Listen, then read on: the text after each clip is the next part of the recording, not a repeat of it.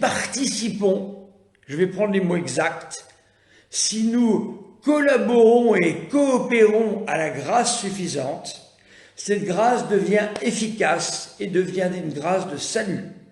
Ce qui veut dire que je peux faire mon salut avec cette grâce suffisante qui, si je participe à cette opération de la grâce, devient une grâce efficace qui va me permettre d'être sauvé.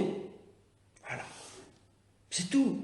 Je vous répète, la grâce suffisante visite tous les hommes, donc il n'y a pas besoin de dire « Ah mais que vont devenir les musulmans ? Ah mais que vont devenir les athées ? Ah mais que vont devenir… » Grâce suffisante.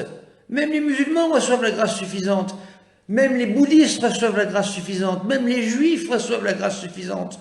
Tout le monde la reçoit. Il n'y a pas besoin d'être baptisé pour la recevoir. On la reçoit. Ensuite, tout dépend de la manière dont on y répond. Mais tout cela est caché. Tout cela est secret. Tout cela fait partie du dialogue secret, caché, de l'ordre de l'arcane, entre l'âme et Dieu. Cette grâce suffisante peut se présenter plusieurs fois dans la vie d'un homme. Ce qui fait qu'au jour du jugement particulier, quand on va recevoir notre jugement par Dieu, sinon ça ne s'appellerait plus jugement. Selon M. Dumouche, la théorie fait qu'on n'appelle plus ça un jugement. On fait de Jésus un VRP, un représentant de commerce, qui vient nous vendre son article. Mais qu'est-ce que c'est que ça? C'est un blasphème quasiment, cette théorie. C'est un blasphème. Comment notre Seigneur peut venir faire de là? Ah ben regardez ce que je vends, c'est bien, mais ça sort d'où ça? Qu'est-ce que c'est que cette histoire? Voilà. Donc, sachez que tout ça est mystérieux. Tout ça concerne la grâce individuelle et l'homme qui reçoit cette grâce. Sachez que la grâce suffisante peut passer plusieurs fois dans la vie des hommes, ce qui fait qu'elle passera un nombre suffisamment de fois, tant et si bien que le jour où nous serons jugés, nous ne pourrons pas être surpris, car le bon Dieu nous dira « Je t'ai visité à tel moment, est-ce que tu as répondu à la grâce que je t'ai donnée ? Oui ou non ?» Voilà. Et là, notre Seigneur, qui sait tout, qui connaît ce qui s'est passé, qui connaît ce qui se passera, qui connaît tout ce qui aurait pu se passer mais qui ne s'est pas passé. On appelle ça les futurables. Il connaît, moi aussi je peux sortir des grands mots, parce qu'ils sont spécialistes des grands mots, ces gens-là. Ils enfument les gens avec des grands mots. J'en ai entendu un tout à l'heure, je ne le répéterai pas, c'est catastrophique. Voilà, alors ils sortent des grands mots. Donc vous voyez, c'est comme ça que ça se passe. Donc ça veut dire que quand le jugement particulier arrive, qu'est-ce que c'est que la mort? La mort, c'est la séparation du corps et de l'âme. Moi, je suis prêtre. Je suis aumônier d'une maison de retraite. Plusieurs fois, j'ai donné dans ma vie de prêtre des sacrements des malades et j'ai vu mourir des gens. Je peux vous dire qu'au moment de la mort, c'est terminé. C'est terminé. Voilà, alors il y a Laurence qui nous dit qu'elle a vu une NDE. Alors, monsieur Mundi, le docteur Mundi, avait référencé ces NDE. Le problème, c'est que il faut comprendre une chose. Je respecte tout à fait les gens qui ont vécu une NDE, c'est vrai. Est-ce que les NDE sont un signe du ciel? Peut-être, mais je n'en sais rien. Le catéchisme ne me le dit pas. Ça ne fait même pas partie, quand vous lisez un livre sur la mystique et sur les phénomènes, mystiques, on n'a même pas ça dedans. Donc je ne sais pas. C'est un phénomène peut-être que le cerveau... mais on ne sait pas, on ne peut pas s'appuyer là-dessus pour faire des théories. Vous comprenez le problème? Voilà, c'est ça le problème. Moi aussi, j'ai vu partir des personnes en paix. Je vais voir des personnes qui réclament le sacrement, quand ils sont parfois à leur dernière heure, eh bien je donne le sacrement des malades, avec des paroles et des paroles qui en plus, il peut y avoir des litanies ou d'autres choses. Je donne ensuite la communion sous forme de viatique et je donne ensuite ce qu'on appelle l'indulgence plénière in articulo mortis. Hein, ça servirait à quoi d'ailleurs de donner tout ça si la théorie de M. Dumouche était vraie? À quoi ça servirait? Pourquoi je me casserais la tête à donner tout ça? Ça sert à rien. Laissons les gens partir puisqu'ils vont pouvoir choisir après. Vous comprenez le problème ou pas? Est-ce que vous comprenez ce que je veux dire? Ça sert à rien tout ce que je fais. Autant arrêter. Monsieur Dumouche, allez au bout de vos théories. Ça sert à rien ce que je fais. Puisque les gens vont choisir. Donc moi j'arrive là, pourquoi je fais ça? Je fais des gestes magiques pour rien. Non, monsieur Dumouche, vous êtes un menteur, monsieur Dumouche. Vous mentez aux gens. Et un jour vous rendrez des comptes sévères là-haut. Parce que vous mentez aux gens. Vous mentez. Et vous allez conduire des gens en enfer, monsieur Dumouche. Je vous le dis. Et c'est vous qui paierez l'addition. Je vous le dis. Je vous le dis, monsieur Dumouche. Tout ce que vous faites là est très grave. Ce n'est pas dans le catéchisme, mais vous le savez, vous le dites. Et vous faites en plus des disciples. Tout ça relève d'une gravité sans nom. Il n'y aurait pas une telle pagaille dans l'Église comme c'est le cas aujourd'hui. Ça fait longtemps que vous auriez été dénoncé, je peux vous le dire. C'est un scandale ce que vous dites aux gens. Vous les entraînez dans l'erreur, vous les amenez à l'erreur. Ils n'ont même pas besoin de se convertir, ils vivent comme ils sont, il n'y a pas de problème. Je suis adultère, je continue à coucher avec autant de femmes que je veux, peu importe.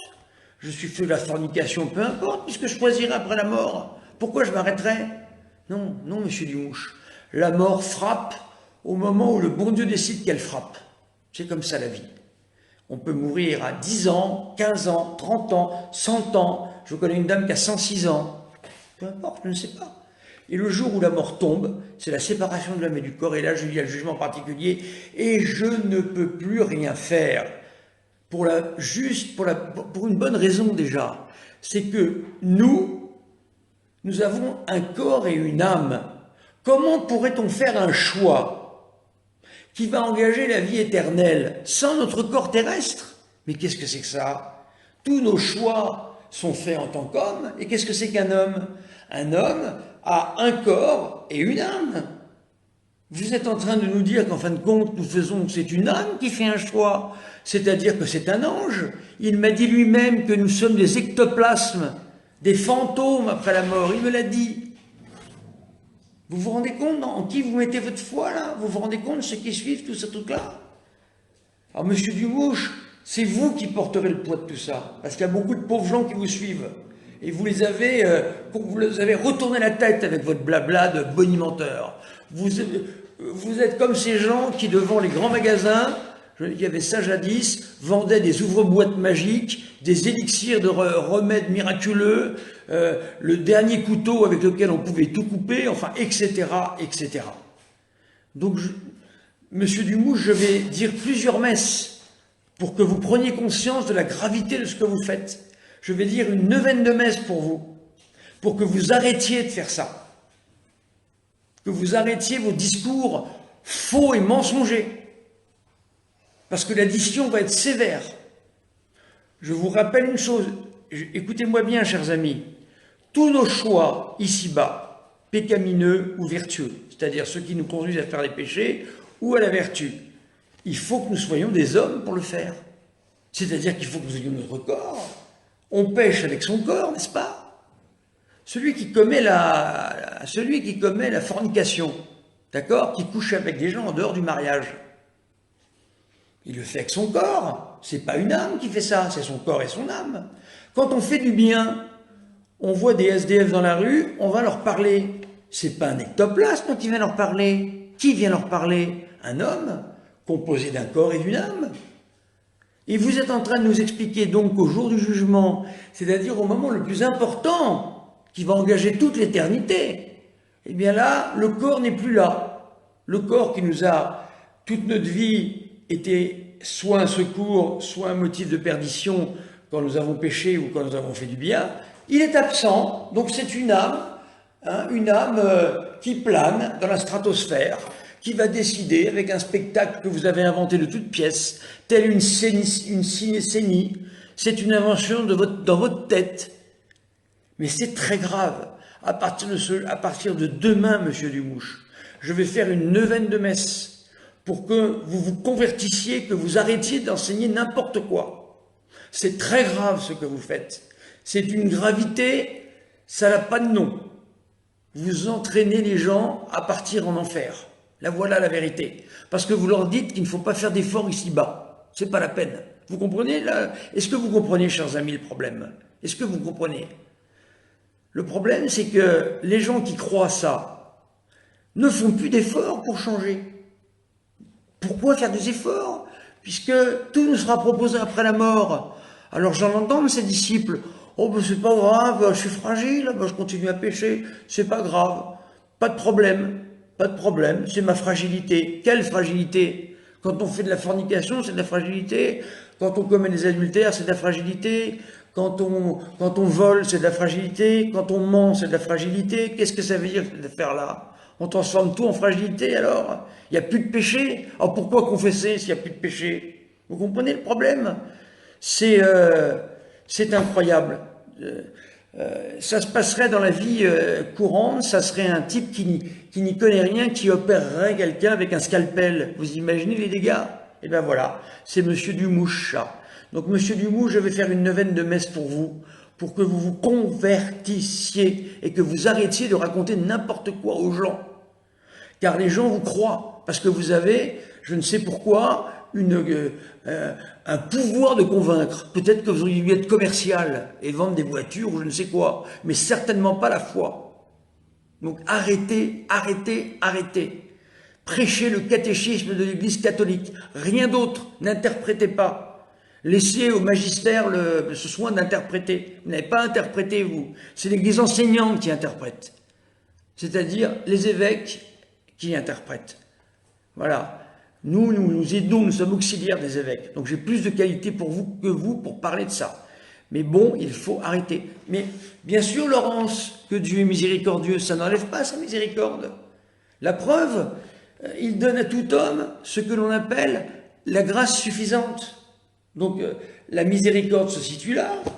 Ça veut dire qu'en fait, les gens reçoivent, comment dire, moi-même, j'avais une chance sur 1 milliard d'arriver là où je suis, parce que j'ai reçu une grâce sanctifiante particulière. Voilà, donc on reçoit une grâce, comme je l'ai dit, qui est une grâce suffisante, c'est l'Église qui le dit, c'est pas moi. Si je coopère à cette grâce, elle devient efficace, et à ce moment-là, je peux faire mon salut. Et il faut également que la justice de Dieu puisse être appliquée. C'est pas nous qui faisons la justice, c'est Dieu qui est juste, c'est pas nous. Est-ce que vous comprenez ce que je veux dire? Voilà. Alors je vois qu'il en parle très souvent, donc moi je fais des vidéos pour quand même que je revienne sur le sujet très souvent, parce que c'est très grave. J'ai entendu ses disciples, je le répète pour que vous mettiez bien ça dans la tête, c'est ça la pédagogie, c'est de répéter. Je le répète peut-être pas assez.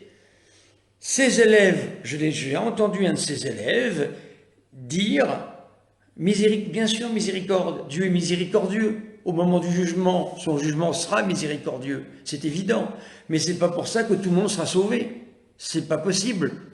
Il y a des gens, tout le monde est sauvé, des gens qui ont torturé des enfants toute leur vie vont être sauvés, mais quelle abomination, ça veut dire que vous imaginez la scène. Marc Dutroux va se retrouver avec ses petites victimes. Mais qu'est-ce que c'est que ce ciel? Mais qu'est-ce que c'est que ce ciel? Mais comment peut-on penser à ça? Alors, mais il ne faut pas avoir peur non plus, vous comprenez? C'est ça le problème. Comme je suis obligé, moi, d'insister contre ce monsieur Dumouche qui dit n'importe quoi, c'est pas pour ça qu'il faut avoir peur.